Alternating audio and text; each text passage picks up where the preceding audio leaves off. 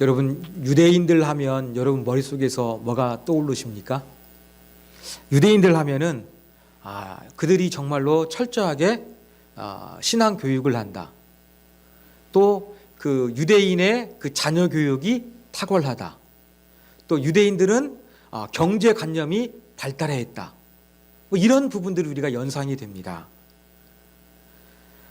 유대인들은 이 경제, 교육 뭐 이런 부분과 아주 밀접한 관계를 맺고 있고 다른 많은 사람들에게 강력한 인상을 심어주고 있습니다.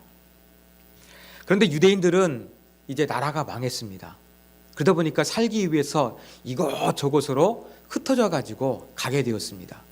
이렇게 자기가 살던 그러한 그 팔레스틴 지역을 떠나서 이것저것으로 이동해서 살았지만 그들이 거기에서 그들의 율법을 지키기 위해서 노력했고 그들의 고유한 문화를 지키기 위해서 노력하면서 살았던 세계의 각지에 흩어졌던 유대인들을 무엇이라고 부르느냐? 디아스포라라고 부릅니다. 디아스포라. 이 디아스포라란 뜻은 분산이란 뜻입니다. 분산, 흩어졌다는 것이죠. 바로 흩어져 분산됐던 이 유대인들은 비록 그들의 고향 땅은 아니었습니다만 그들이 소중히 여기는 율법과 또 교육과 또 그들의 어떤 독특한 문화를 잘 지키면서 살아갔습니다. 자, 이렇게 흩어진 이 디아스포라 사람들은 세계 곳곳에 가서 자리를 잡아야 했습니다. 그래서 회당을 세웠고 회당을 중심으로 모여가지고 공동체를 형성을 했습니다. 그러나 낮에는 어땠겠습니까? 나름대로 열심히 돈을 벌었겠지요. 자, 이 야고보서는 그 야고보 사도가 보낸 편지인데 꼭 제가 말씀드린 유대인을 지칭할 수도 있고 그렇지 않을 수도 있습니다. 그러나 그 야고보가 편지를 보냈던 그 당시에도 사람들은 여기저기 왕래를 많이 했습니다. 특별히 무엇 때문에 왕래했느냐? 그 당시 정말 먹고 살기에 또 많은 돈을 벌 수 있는 기회가 바로 무엇이었냐면 무역이었어요. 무역. 그러니까 어떤 지역에서 나는 좋은 그러한 물건을 가지고서 다른 도시에 가서 거기에서 없으니까 귀하니까 팔다 보면 거기에서 많은 이문을 남길 수 있는 그런 무역이 그 당시에 정말로 중요했습니다. 도시와 도시 사이에 비싼 것이 있고 값싼 것이 있고 또 이런 것들을 잘 알아가지고 장사하면 큰 이문을 남길 수 있는 무역의 기회가 있었습니다. 그래서 이 야고보 사도가 편지를 쓰는 이 공동체 어디 사는지 잘 모릅니다만 하여간 그들 가운데도 어떤 모습이 있느냐? 일상생활에서 먹고 살기 위해서 더 많은 경제로서 우리 가정을 부양하고 행복하게 살기 위해서 바로 무역을 위해서 이도시 도도시를 쫓아다니는 그런 사람들이 있었습니다. 지금처럼 인터넷으로 모든 정보가 되지 않는 거예요. 어떻습니까?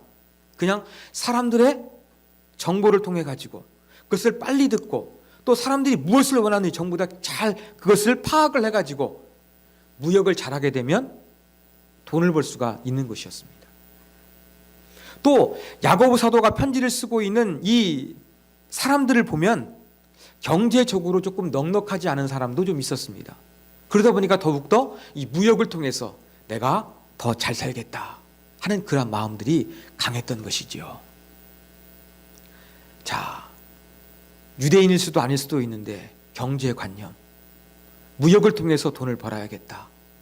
정보가 중요하겠죠. 좋은 계획을 세워야겠죠. 또 이렇게 또 이문을 많이 남길 수 있는 아이템도 설정을 해야 되겠죠. 자, 이런 모든 것들을 통해 가지고 이제 무역하기 위해서 계획을 세웁니다.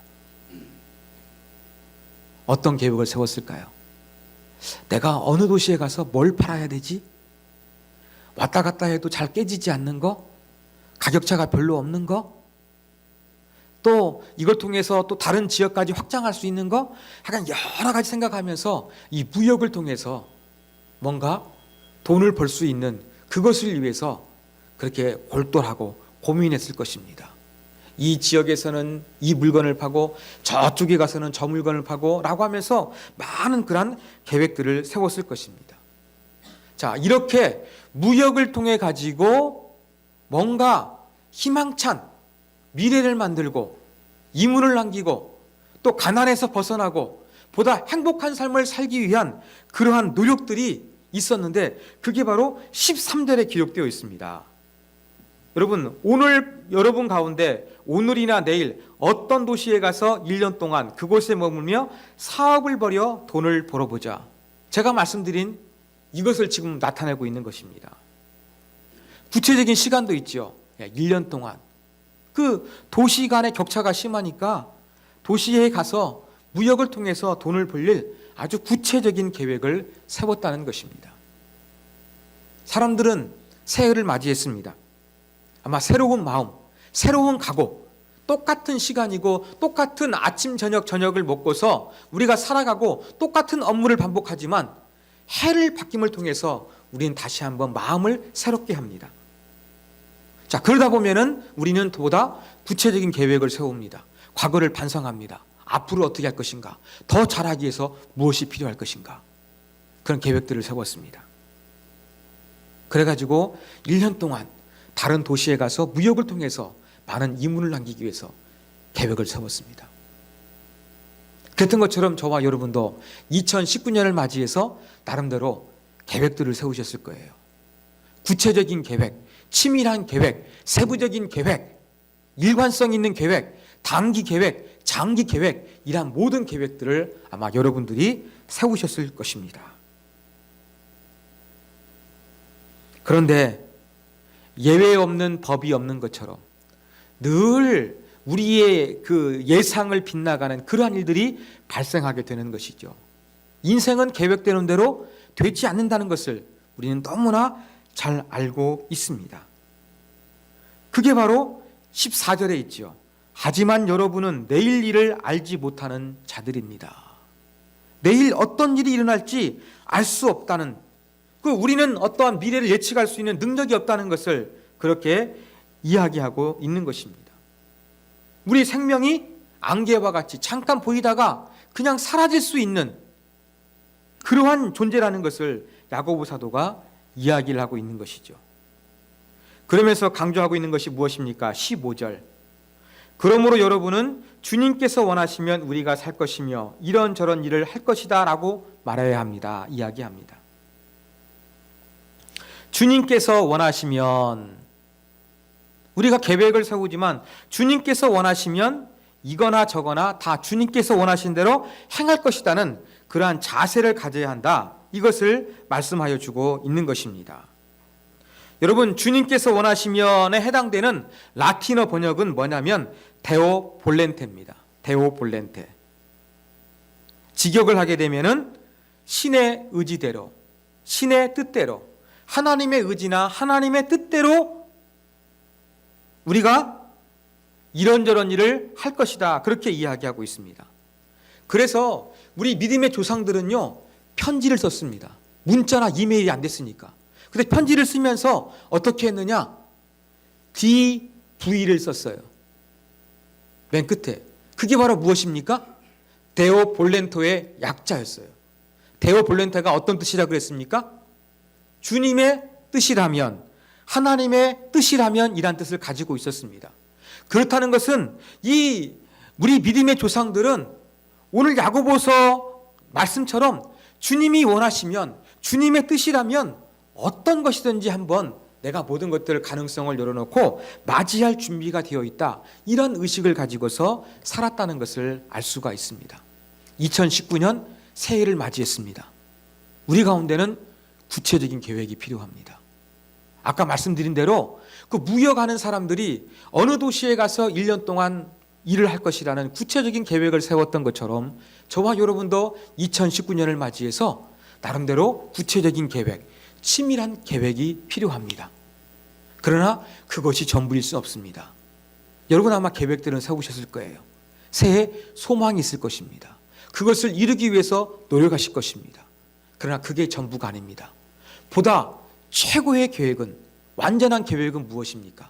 내가 계획을 세웠지만 DV, 데오 벨런테를 기억하는 것입니다. 주님의 뜻이라면 내 계획을 내려놓을 수도 있고 내 계획을 수정할 수도 있고 내 생각을 바꿀 수도 있습니다. 주님의 뜻 안에서 나의 가는 모든 성들을 다 내려놓을 수 있는 마음을 가지고서 계획을 세우는 것이 중요하다는 것을 오늘 말씀이 저와 여러분에게 가르쳐주고 있습니다. 여러분의 계획 틀리지 않습니다. 여러분의 희망, 여러분의 구체적인 각오, 결심 정말로 좋습니다. 아름다운 것입니다.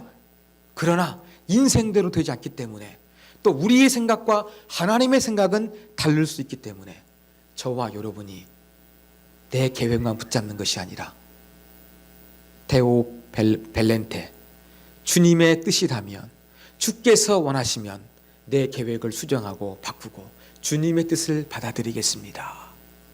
내 계획보다 하나님의 뜻은 무엇입니까? 이러한 가능성을 열어놓고 여러분들이 2019년을 살아가시면 그것이 바로 최고의 계획이요 또 희망찬 2019년을 열어갈 수 있는 길이라는 것을 명심하시기를 주님의 이름으로 부탁드립니다. 기도하겠습니다. 하나님 아버지 감사합니다. 새해를 맞이해서 우리는 여러 가지 계획들을 세웁니다. 구체적이고 장기적이고 흔들리지 않는 계획도 세웁니다. 그러나 그것이 전부가 아니라는 것을 우리는 압니다. 왜냐하면 우리 마음대로 인생은 되지 않는 것이 많기 때문에 그렇습니다. 인생의 주관자 되시는 하나님 앞에 우리의 모든 것들을 내려놓을 수 있는 지혜가 필요합니다. 주께서 원하시면 어떤 것이든지 순종할 수 있는 그러한 마음을 가지고 우리가 계획을 세우고 2019년을 보낼 수 있도록 도와주시기를 원합니다. 우리의 계획을 가지고 그걸 성취하기 위해서 열심히 노력하며 살게 해주시되 우리를 이끌어 가실 하나님의 뜻, 하나님의 계획도 수용하고 감사하고 기뻐할 수 있는 그런 마음을 가지고 2019년을 살아갈 수 있도록 우리 모두에게 복 내려 주옵소서. 주 예수 그리스도의 이름으로 기도하옵나이다. 아멘.